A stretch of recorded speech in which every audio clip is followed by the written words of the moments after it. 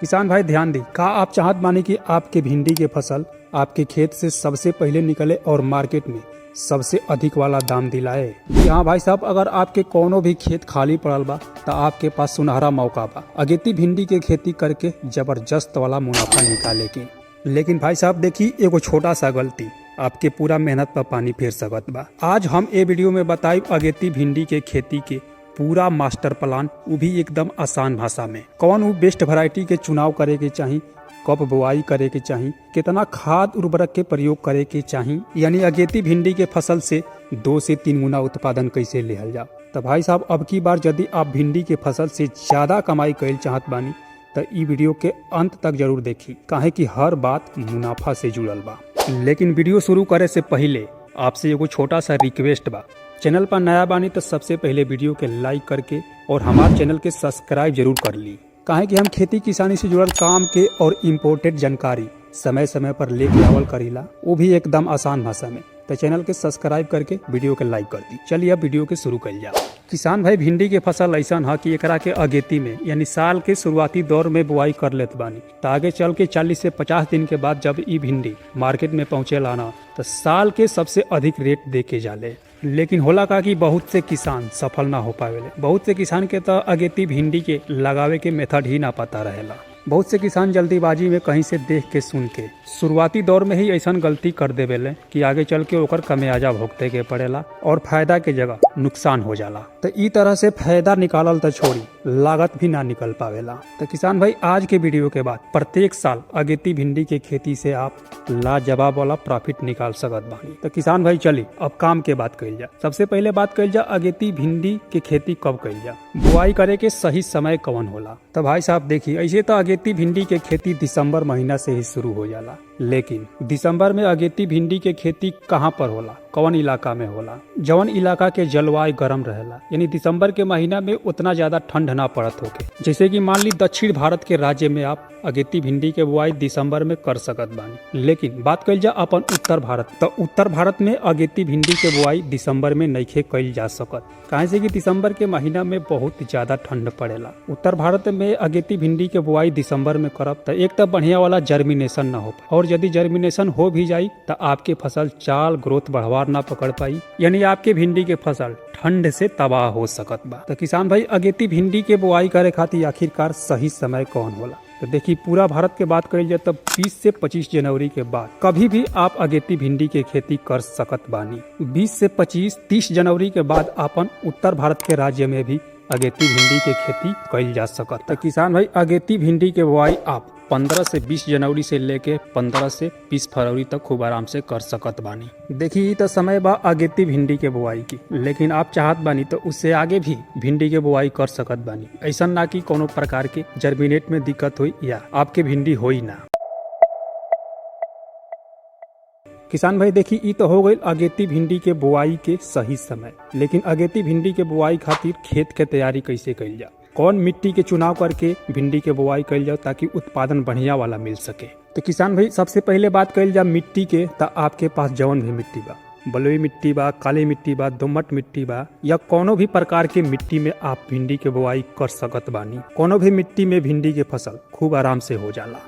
लेकिन किसान भाई, ध्यान देवे के बात ई बा कि जवना भी खेत में आप भिंडी फसल के बुआई करे जात बानी, वो खेत के ताकतवर बनावल काफी जरूरी बा। जैसे कि कोनो भी खेत में उर्वरा शक्ति के कमी रहेला तो भिंडी के फसल उतना ज्यादा उत्पादन ना दे पावेला और लंबा समय तक ना चल पावेला। जैसे मान ली रेतीली मिट्टी बा, तो यह प्रकार के मिट्टी में ऑर्गेनिक मैटर बहुत कम होला। तुलना में काली मिट्टी, दोमट मिट्टी या चिकनी मिट्टी के बजाय रेतीली मिट्टी में उर्वरा शक्ति कम पावल जाला। तो देखिए, ये तरह के मिट्टी में आप यदि अगेती भिंडी के बुआई कइल चाहत बानी तो उर्वरा शक्ति के बढ़ावल काफी जरूरी बा। तो किसान भाई, ऐसा खेत में बुआई करे से पहले सड़ल गड़ल देसी खाद के प्रयोग जरूर करे के चाहिए। यदि आपके भिंडी के फसल से बढ़िया वाला उत्पादन निकाले के बा, लाजवाब वाला प्रॉफिट निकाले के बा, तो खासकर उ खेत में जवना खेत के उर्वरा शक्ति बहुत कम होला, जैसे रेतीली मिट्टी, तो ए तरह के मिट्टी में देसी सड़ल गोबर के खाद जरूर प्रयोग करे के चाहिए। तबे चल के आपके फसल लंबा समय तक टिक पावेला और अधिक से अधिक उत्पादन मिलेला।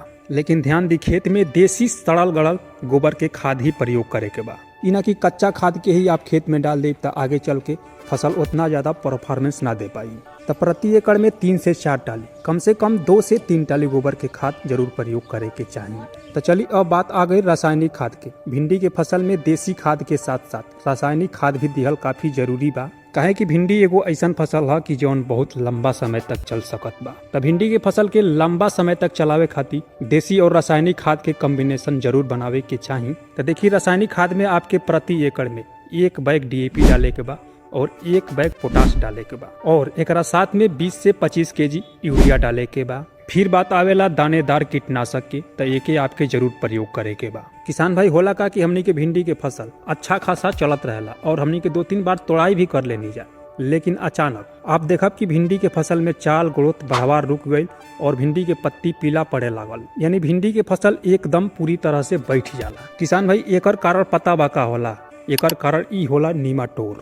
निमाटोड के ही समस्या से अपन भिंडी के फसल अचानक बैठ जाला और चाल ग्रोथ बढ़ावा रुक जाला, पत्ती पीला पड़े लगेला, उत्पादन बिल्कुल घट जाला। यानी आपके भिंडी के फसल में निमाटोड यानी गांठ बन जाई ना तो आपके मिट्टी में कितना भी उर्वरा शक्ति काहे न बा, लेकिन ई निमाटोड के कारण पौधा ग्रहण ना कर पाई। जब जमीन से पोषक तत्व के पौधा अपटेक ना कर पाई तो आपके पौधा पीला पड़ जाई, पत्ती झड़ जाई और उत्पादन बिल्कुल घट जाए। तो इस समस्या से बचे खातिर यह रासायनिक खाद के साथ में आपके कार्टाप हाइड्रोक्लोराइड कम से कम प्रति एकड़ में 4 से 5 केजी जरूर मिलावे के चाहिए, या आप चाहत बानी तक कार्बीफिरान 4 से 5 केजी ले सकत बानी। ये दोनों में से कोनो भी एगो चीज के ये रासायनिक खाद के अंदर मिला के खेत के तैयारी करत समय खेत में देवे के चाहिए। तो आगे चल के फसल में निमाटोड जैसन समस्या से छुटकारा मिल जाला। तो खेत के तैयारी करत समय ये सब खाद के मिला ली और खेत में छिड़काव कर दी। छिड़काव के बाद रोटावेटर या कल्टीवेशन से जुताई करत बानी तो जुताई करके पाटा चला लेवे के चाहिए।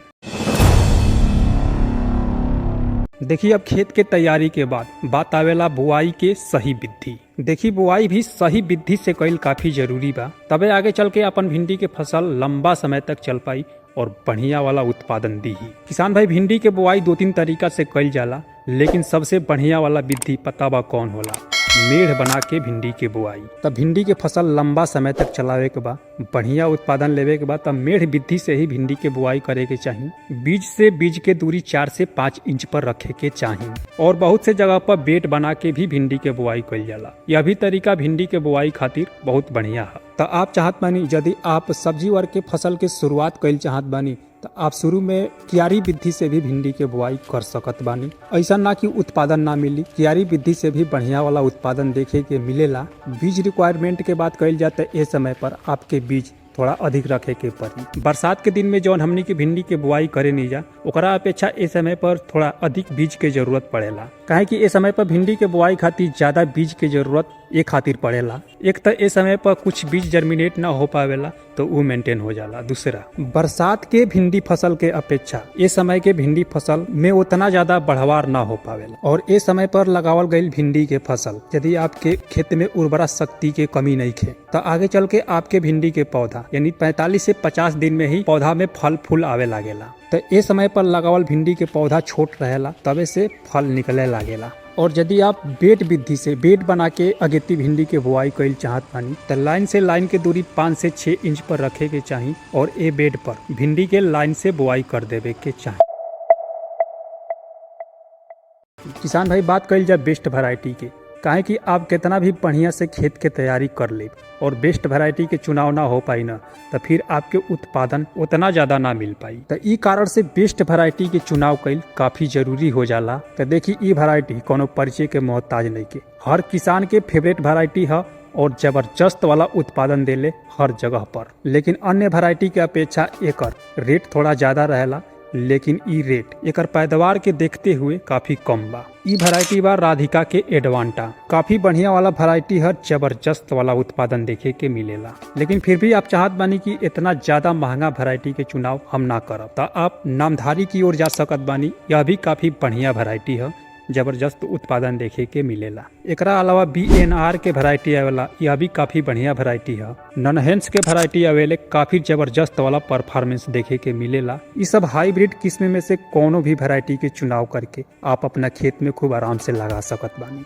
लेकिन ध्यान दी बीज वैरायटी के सिलेक्शन अपना एरिया के हिसाब से करे के चाहिए। आपके एरिया में कौन वैरायटी सबसे बढ़िया वाला परफॉर्मेंस देके जाले और आपके मार्केट में कौन वैरायटी के ज्यादा मांग रहेला। कभी भी ए हिसाब से बेस्ट वैरायटी के चुनाव करके अपना खेत में बुआई करे के चाहिए। बात कल जाए बीज रिक्वायरमेंट के, तो यदि आप मेड़ विधि से बुआई करे चाहत बानी तो प्रति एकड़ में 2.5 से 3 केजी बीज के जरूरत पड़े वाला बा। और यदि आप बेड विधि से बुआई करे जात बानी या क्यारी के अंदर बुआई करे जात बानी तो आपके प्रति एकड़ में 6 से 7 केजी या 8 केजी बीज के जरूरत पड़ सकत बा। देखिए बीज रिक्वायरमेंट के जरूरत अलग अलग विधि के अनुसार होला। देखिए भिंडी के बुआई करे से पहले बीज के उपचारित जरूर कर लेवे के चाहिए। तो भाई साहब देखिए उपचारित करे खातिर कार्बेंडिजम या थीरम ले सकत पानी। प्रति केजी बीज में 3 से 4 ग्राम कार्बेंडिजम या थीरम की जरूरत पड़ी। तो बुआई से पहले 1 किलो बीज में 3 से 4 ग्राम कार्बेंडिजम या थीरम के मिला के बीज के उपचारित जरूर कर लेवे के चाहिए। किसान भाई बुआई के बाद भिंडी के फसल में आगे चल के